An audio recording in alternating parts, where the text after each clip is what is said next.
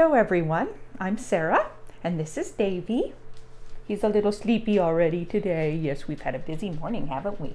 Yeah, good boy, thank you. Yes, thank you. Good boy, yes, good boy. Today I'd like to go over effective communication with your pupper. Now, for those of you who have had dogs in the past, I'm sure what I'm going to be talking about today you already know, but I'm also covering this for people who are very new to the dog world, and so I hope you find this helpful. Now, instead of just sitting here like we're in a lecture hall with me just talking at a screen, I thought you guys would like to enjoy going for a nice walk with us. This is one of the forest trails we get to enjoy. This girl right here, she's Cedar. And the black guy here, that's Bolt. Yes, good dogs. And then, of course, you know Davy. Good boy, Davy. Commands always need to be the same every time, all the time. If you actually live with quite a few people in your house, it can be very helpful to make a list of the commands that are going to be commonly used so everybody knows what to use so the dog doesn't get confused by different people doing different things. Good boy, Bolt. Yeah, that's a nice stick. That is a nice stick. The most important thing with dog training is having different tones of voice.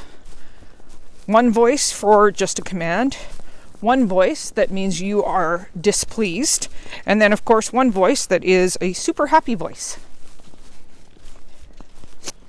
Your regular command voice should just be a simple speaking voice, just with a little more pronunciation maybe to it. If he didn't quite listen to that, I would put a little more emphasis on it, make it a tiny bit deeper, and I would only ever do the 2 commands, and then I would make the action happen. You don't want to just keep repeating commands over and over again, because then they completely lose meaning to the dog, and you're just babbling at them, and they're not learning anything at all. Now, a praise voice should be very high-pitched, as high-pitched as possible. Believe it or not, the dog actually responds way better to a higher voice, and you'll be a much more effective trainer that way. For your displeased voice, you want to get down very low, almost growl-like, which is what they respond to.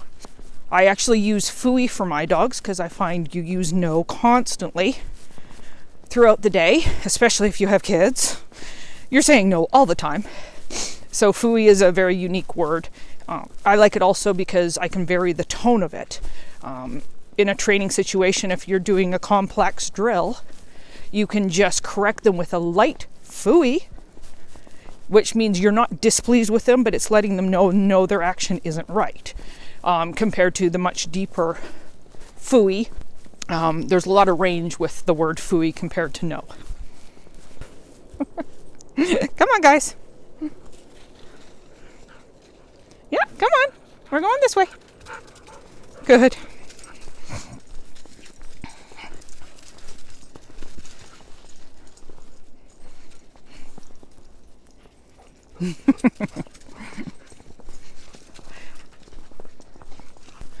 Now, I am a big believer in training using a lot of positive reinforcement rather than negative. I'm doing modified clicker training with Davy. I don't actually use a clicker. I use the word yay. That way I can reward him anytime at all. Aw, babyish. You okay? Yeah, are you okay? Good boy. Good boy. Yeah. Did she get you with a stick? Anyways, you're okay. Good boy. Let's go. Oh, hi, Bolt. Good boy. Yeah, it's good boy. Sorry, if that's that way, if I forget a clicker, don't happen to have it right in hand, it doesn't matter. So I always keep a little pouch right here. I've got a little pouch. Yes, Bolt. Yes, I know. I've got a little pouch with just some tiny treats in it. Just tiny little bits of a nice high fish quality kibble. Every time I say yay, Davy gets a treat out of the little pouch. Keep it in my pocket. It's nice and small. I meant to talk about this earlier in the video, but that's okay. We will talk about it right now. And that subject is beware of the dual command. The most common one I saw as a dog trainer is the term down. People would use it both meaning lie down and to get down off of furniture. This can be particularly confusing to a dog because if they are on furniture and you tell them down, they often don't know if they're supposed to lie down on the furniture or if they're supposed to actually get off the furniture.